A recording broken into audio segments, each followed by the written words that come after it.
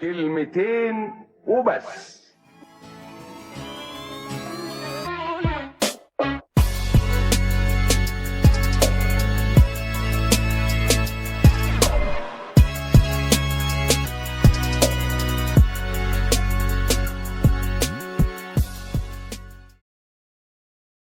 اخليه وما الكلام ده. انا كنت اقعد في البيت واعمل بسلم. يعني عايزه تصحي من الجامعه صحي، بس لازمته ايه الكلام الكرنج ده؟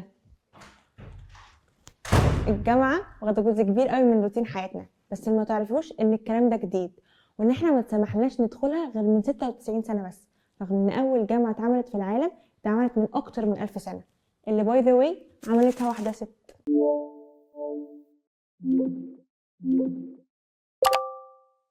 الحكايه بدات سنه 1908 لما تطلع شويه ناس بيفهموا وهيقولوا ايه رايكم نعمل جامعه بشكلها الجديد زي الاوروبيين المتحضرين دول. ولما الخبر هينتشر هتطلع شويه ناس بتفهم اكتر زي المنفلوطي وهيقولوا لك الجامعه للجميع ولازم نسمح للستات يدخلوها برضه. ولما الكلام ده وصل للمسؤولين اللي كانوا وقتها انجليز ولو عليهم حتى مش عايزين الرجاله اصلا تتعلم، حبوا يكبروا دماغهم وقالوا لهم ماشي اديلهم شويه ليكتشرز عامه يمشي بيها حالهم. وحضر أول سنة 31 ست، منهم 3 ستات مصريات، والسنة اللي بعدها وصلوا 35 ست مصرية. هما ما كانوش officially طلبة في الجامعة، بس احنا كنا فين وبقينا فين. الوضع هيفضل كده 5 سنين وهنوصل لسنة 1912، السنة اللي هيحسوا انه ما نخلي الموضوع official ونفتح قسم للجيرلز بس. شفت اللي حصل وانا طالع من الجامعه النهارده؟ لقيت الناس بتتكلم قال ايه، في مجموعه بنات عايزين ينزلوا يحضروا محاضرات مع الرجاله. والله يا عيال احنا بقينا في زمن غريب والله. الموضوع كبر قوي والهجوم عليه كان شديد، وما الدولة لقت ان حواراته كترت ووجع دماغهم لغوا الموضوع من اساسه ورجعنا تاني لنقطة الصفر.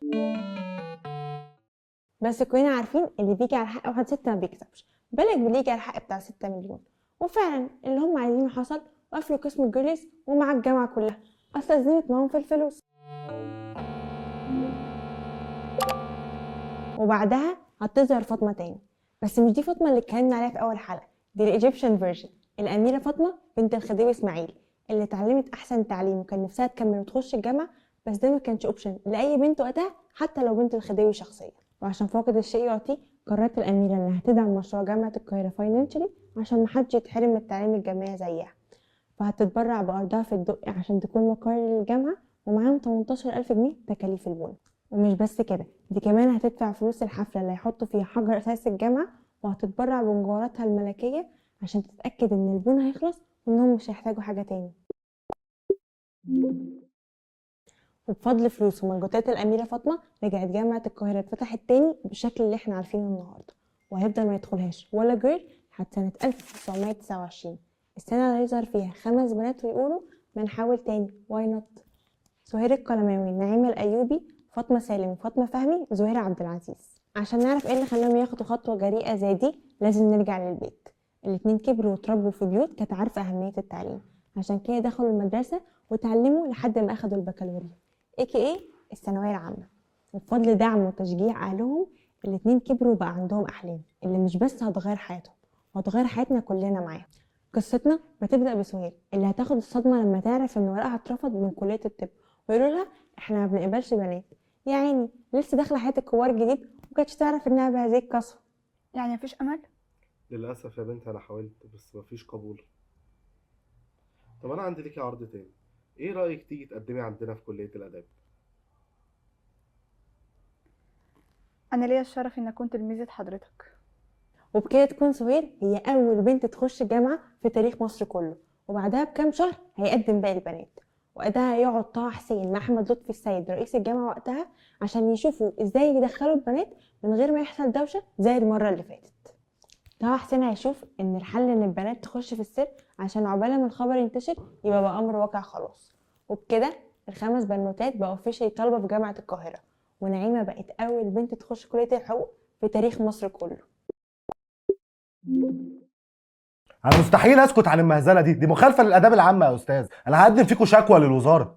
ولما الخبر انتشر وقتها طه حسين هيطلع يرد على الناس دي بكل ادب ومنطقيه، ولما يلاقوا ان كلامه منطقي ما عرفوش يردوا عليه هيحولوه للتحقيق ويشيلوه من منصبه خالص، اللي هو انت هتوجعنا دماغنا ولا ايه. الدنيا تفضل ولع شويه بس بعدها الناس هتنسى وتسكت، خصوصا إن البنات دول قدروا يثبتوا شطارتهم وقدروا يسكتوا أي حد كان بيقلل منهم.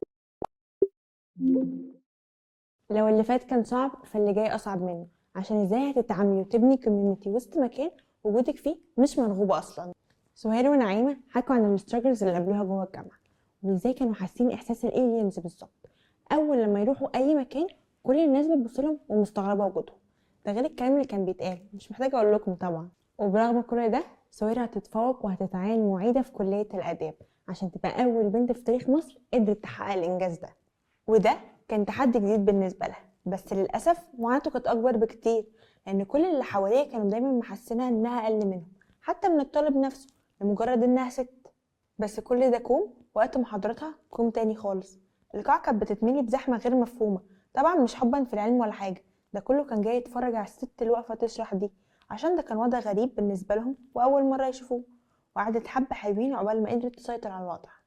المعاناة اللي هتفضل مكملة مع نعيمة حتى ما تتخرج وتحاول تبقى لوير، لأن هي كانت بتحاول تخش مجال ما دخلوش ولا ست قبلها، والكلام ده ما كانش عاجب الزملاء لدرجة إن هم يحاولوا يعطلوا ورقها جوه النقابة.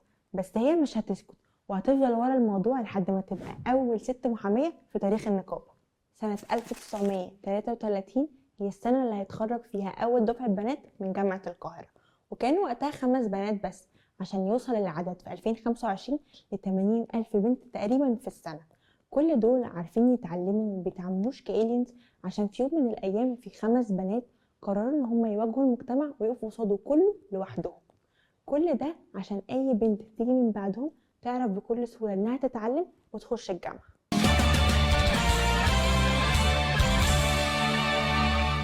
بعد اللي عرفتوه ده كله مش عايزة اسمع واحدة فيكم بتقول الكلام الكرنج ده تاني.